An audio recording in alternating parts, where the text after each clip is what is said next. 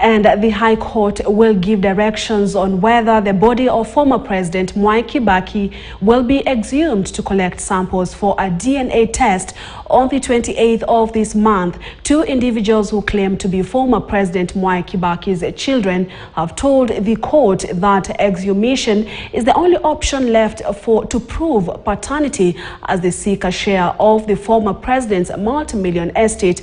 Reporter David Muthoka looks at the intrigues surrounding Kibaki's succession barely a year after his burial.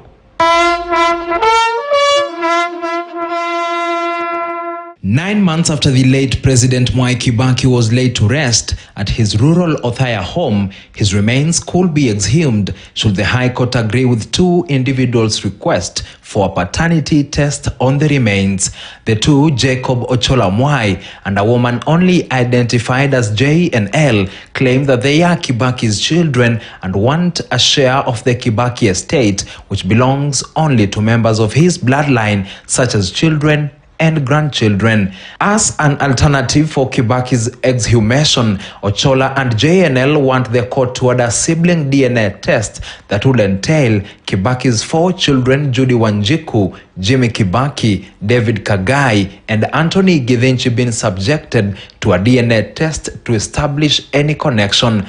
The two argue they were unfairly excluded from inheriting the late Kibaki despite being born of him, albeit out of wedlock. In an affidavit, JNL states that her mother and the late Kibaki met while they were both students in the United Kingdom in the late 1950s. She says her mother and the late Kibaki continued with their relationship when they returned to Kenya, and that Kibaki even visited her and her mother when she was born in December 1961, exactly 16 days before he married the late Mama Lucy Kibaki. JNL, who states that her birth certificate remains blank on the part of her father, further states that she went to Hospital Hill Primary School together with the late Kibaki's 4 children for 7 years. She alleges that she even studied in USA with Kibaki's daughter and have been friends. She claims that Kibaki's sons Jimmy, Kagai, and Githinji,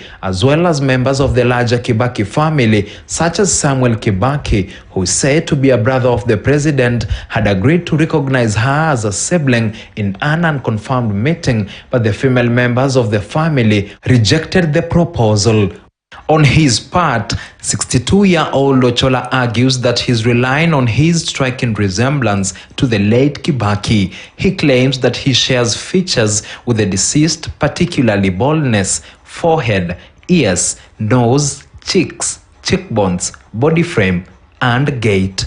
I grew up knowing I was Luo. I didn't know I was not Luo. When I turned 21, the person I knew was my father died. A year later, my mom disclosed to me that the person who died was not my father. That was an adopted father. So she's told me she was going to talk to my father because my father wants to see me and introduce me to my father, which of course she did after a month or so. And I had the privilege to meet the former president.